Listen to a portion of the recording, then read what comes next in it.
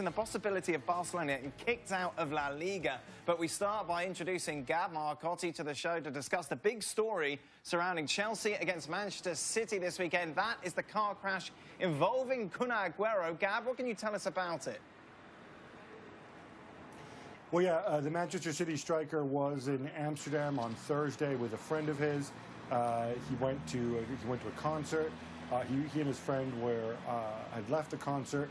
They were traveling in a taxi cab back to the airport for a flight back to Manchester, and that's when, according to reports from Aguero's end of the family, the taxi driver was speeding.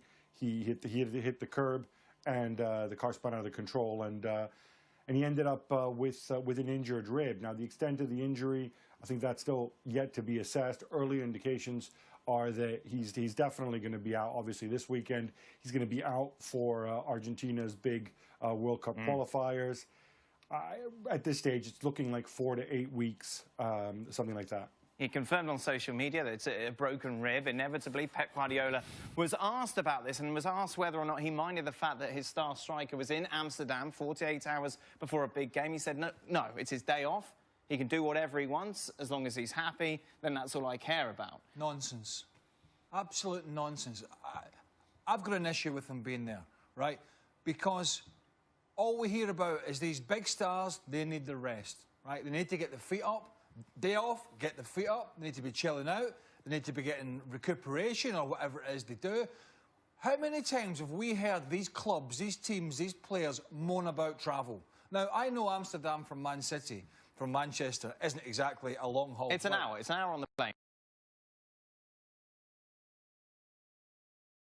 But, you know, I've been over there. I know how short a flight it is, but my point is they're always complaining about travel. Now, they're playing Saturday, which makes it even worse, not on Sunday, right? So I have got an issue with him being out of the country when he's got such a big game at the weekend, bearing in mind all we've heard in the last decade in particular is, well, this travelling's killing us.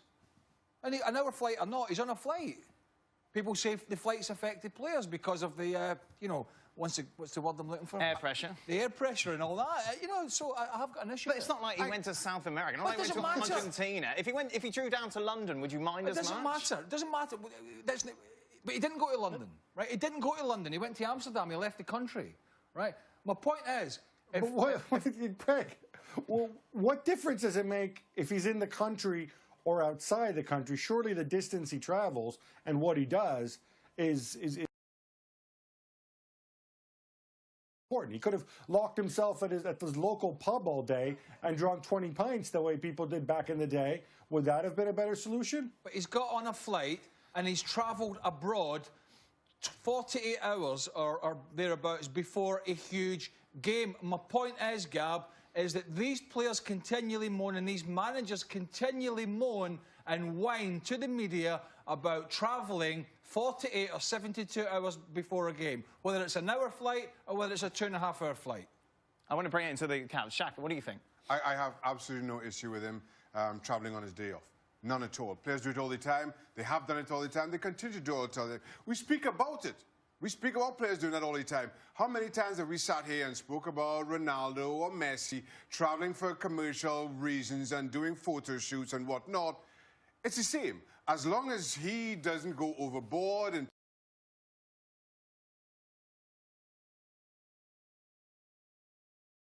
whatever else, I don't know.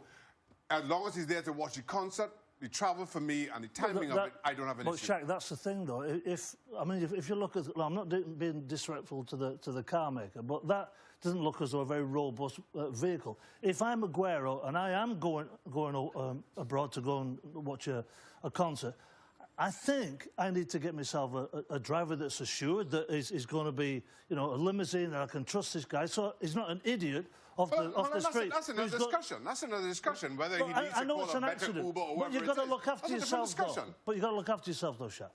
You owe it to your football club, and look, you really do. At the same time, you know, we speculating here on what was available to him. You go to Amsterdam to watch a concert, you get an taxi to go back to the airport. I don't think there's anything sinister or should be interpreted as anything sinister about that. Some managers don't want players driving long distance in cars. on a regular basis because it affects the back.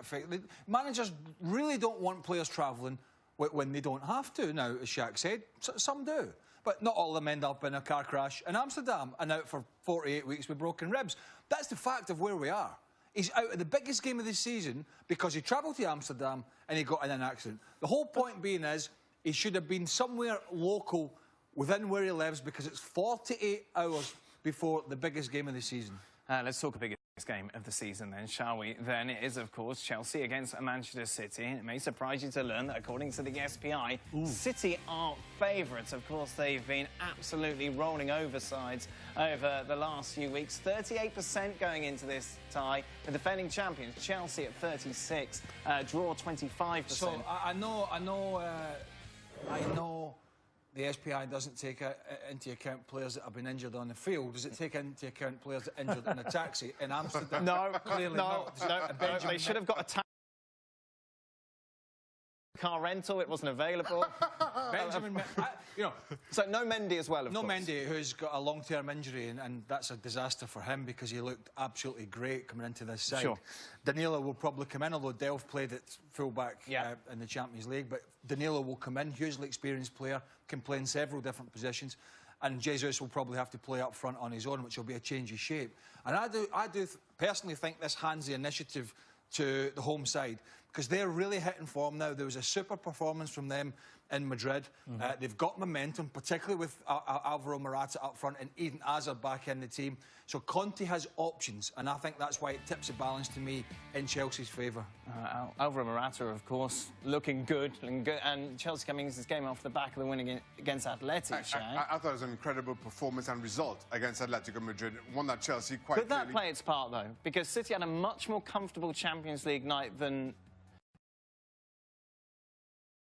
did. Oh, you mean having to play against Atletico? Yes, I think it does play a part. And I always complain about managers complaining about fixtures and travel. And no, you've already had nightclubs. You've already had Conte offering an excuse of armoured cars. We played on Wednesday night. I don't like managers offering players that easy out. We played Wednesday night. They had less rest, etc., etc. But I thought it was a good result, which was much needed from Chelsea. One they're going to take heart from. Still, I feel as much as City for me are the better of the two teams. Chelsea being at home, I'm going for a draw. I go for a Chelsea win. I think that, as Craig says, I think winning over in Madrid is a fantastic result for English football. And who cares about that? I do. And I think a fantastic result for Chelsea. Look, what they've done, no Luiz, Christensen's come in. He's been doing fantastic. As the options, as Craig says, with Hazard now being brought back at the right sort of speed, I think it's fantastic. And I think that result in Madrid will really give that Chelsea squad incredible confidence for this game. Going into Manchester City, so you say a Chelsea win? Yeah, I do. OK. Gab, what do you say going ahead to this clash? I'm going to lean Chelsea. I think they could win it. I think that game that City had in midweek against Shakhtar Donetsk, those first 45 minutes, and you can read more about it on the website, I thought were really telling. Shakhtar Donetsk, for the first time, shocking City at home, having the bulk of the possession, really breaking down their pressing game.